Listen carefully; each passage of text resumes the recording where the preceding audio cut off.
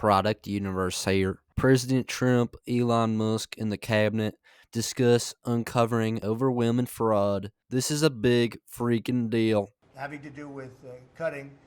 We've done a lot of cutting, cutting from people, ideally the people that aren't doing the job. In many cases, people weren't attending jobs. In some cases, in many cases, people didn't exist. They had on the government rolls people that don't even exist. But of the ones that did exist, as you know, many didn't come to work. Many had no intention of coming to work. Many were paid and working someplace else. There were lots of bad scenarios, but they're being weeded out, and I think we're probably ahead of schedule on that.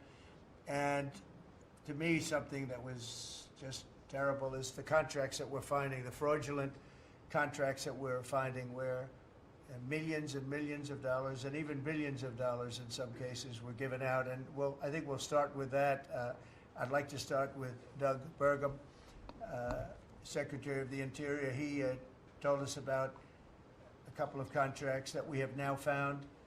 When he got there, they saw this with Chris and everybody, and they couldn't believe it. Doug, could you just relate what you told us a little while ago? No, happy to, Mr. President. There's a federal consulting group, which was a group inside of Interior, but it was managing contracts from many different agencies that flowed through here. One of those contracts was to do surveys of individuals, $830 million for surveys. And so part of the question was, hey, could we actually see the surveys? And then the surveys came back, and a survey was like 8.5 by 11 sheet of paper with 10 questions that anyone's child in junior high could have put together, or AI could have done for free. $830 million. So that's one that we've stopped. And that contract was going out after you were inaugurated, sir. So Yeah. it was So jumping. It's a pure fraud. Yeah. It's a fraud. But we've had many fraudulent contracts that were caught by the work that Elon and his people are doing, and working with our people.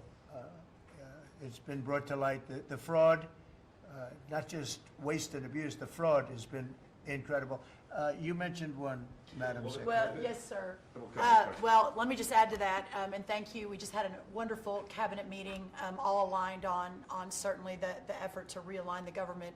But even at the U.S. Department of Agriculture, we've canceled a $300,000 contract educating on food justice for queer and transgender farmers in San Francisco.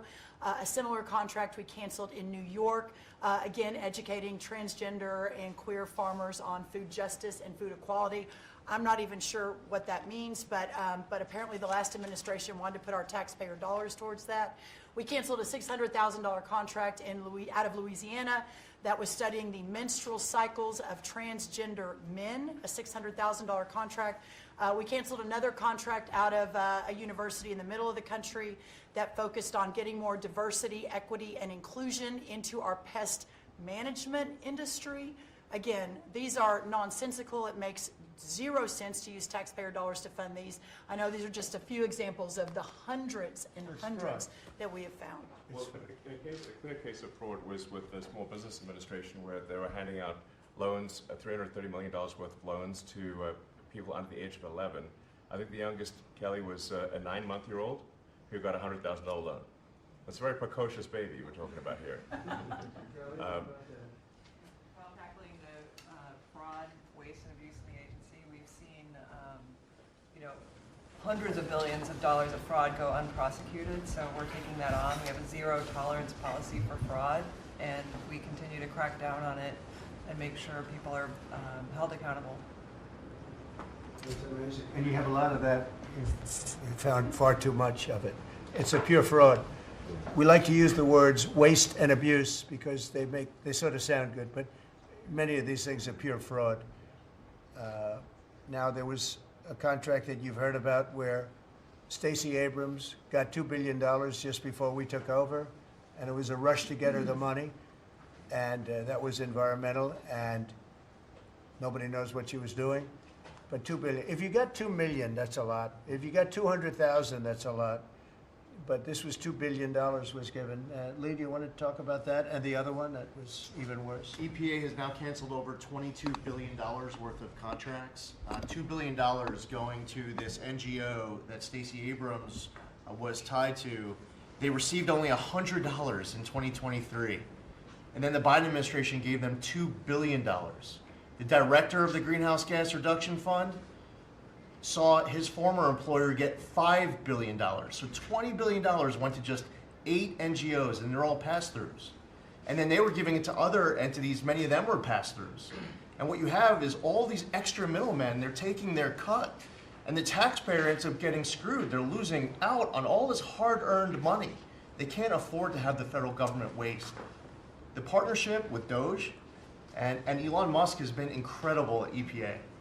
Their team is very talented. We wouldn't have been able to do it without them. And of course, this mandate from President Trump to make sure that we identify every last penny, whether we're saving $50,000, $5 million, or $22 billion. We will not rest until every last penny is saved. Thank you, Mr. President, for the opportunity to do this for the American public. Thank you. Great job, you know. So we have a lot of that. We're getting down to a point we think probably over the next 2 or 3 months we'll be pretty much satisfied with the people that are working hard and want to be members of the administration and our country, really. And they're doing a lot of good people. We have a lot of great people. We want to keep the good ones, and we want to get rid of the ones that don't exist, and we want to get rid of the ones that do exist but don't work. And we have quite a few of them. Would anybody else like to say something before we take some questions from the press, please? Doug Collins. Yes, Mr. President, I think one of the things that you've always told me is take care of our veterans, and that's what we're doing at the VA. And one of the things, though, is you also have to know who your employees are. You have to know the very fact of who you are. We're 470,000 roughly when we started this, larger than the active duty Army, when you think about that in the perspective. But however, this is an interesting point. When I first got there and we started looking at this, how you take care of people, we didn't have an HR system that could actually give us a rundown on who actually was working where. That we've had to work with that, working with our VA employees who are those liaisons. We've been able to put together an organizational chart which we can start looking at that. But the interesting part about it is about taking care of veterans, and what you've told me to do is how do we get the people in the right places. And I think when we look at this, GAO has told us we were high risk for years. The previous administration put literally tens of billions of dollars and tens of thousands of employees over the last 4 years, and we saw our statistics basically stay the same or go down. Backlogs went up. You know, maybe the question is not money and employees anymore. Maybe it's the organization and how we effectively deliver for the American people. And that's what we're going to do. And you know, one thing I want to add to it, it is not necessarily a very popular thing to do. You know, you're talking about employment, you're talking about people and the lives of people. And yet, I think the American public understands we're trying to save our country and make our country great again. I mean, you could say it, but we're trying to save our country from this extraordinary thing that was happening. What they were doing to our country was just a horrible thing. And I have no idea how it plays out in the public. I guess you see poll numbers that are very good numbers, but I don't know what that means long term. But it's something that has to be done. If we don't do it, we're not going to have much of a country left, so we have to do it. So we're doing things that I think a lot of presidents wouldn't be inclined to do, but we're doing it to really, you know, I don't want to use cliche. I don't want to say we're doing it to make America great again, because I say that on the campaign trail, but there's really no other words that could express it better than that. We're doing it to help our country, and our country was riddled with fat, like no country probably anywhere in the world, and we're getting rid of the fat. Having President Trump, Elon Musk, and the cabinet on the same page for eliminating waste, fraud, and abuse in each government agency is a huge deal. We have never seen this before. They are lockstep with one another and eliminating the fraud in each of their agencies. They are discovering so much waste, fraud, and abuse, it is not even funny. As the Agricultural Secretary, Brooke Rollins, exposed in this video, the farming DEI waste, fraud, and abuse in the Agriculture Department. Government contracts that are being used to make farming woke and DEI. Millions and billions of dollars are going to these contracts, and all these contracts are a bunch of baloney, as we don't want woke and DEI farming. We want the best possible amount of yield from our farmers, and we want the best farmers. Doesn't matter who you are, but if you can't make the best crop and the most crop, then you shouldn't be a farmer. Plain and simple. As well, the other secretaries such as Doug Burgum, Kelly Loeffler, Lee Zeldin, and the others revealed the fraud they have been finding in their own government agencies. And it is truly staggering to hear and see, along with what Elon Musk and his Doge team have found as well. It is crazy that billions and what will be trillions of dollars would have been wasted, abused, and would have been fraud. It is amazing to have a team in such lockstep under the leadership of a president to work towards a common goal. The common goal of eliminating waste, fraud, and abuse from every single government agency to save the most amount of taxpayer dollars. They are doing great work that the more the American people see it, the more they will love what President Trump, his cabinet, Elon Musk, and Doge are doing. Because for far too long, the government has been inefficient and has wasted taxpayer dollars. But this is a new age, a new dawn.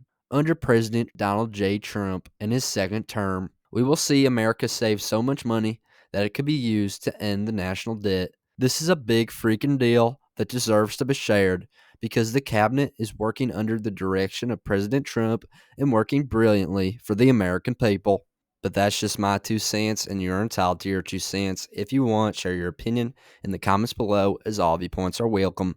If you enjoyed this informational and educational video, then give the video a like and turn on my channel notifications so that you'll be notified the next time I release a new video.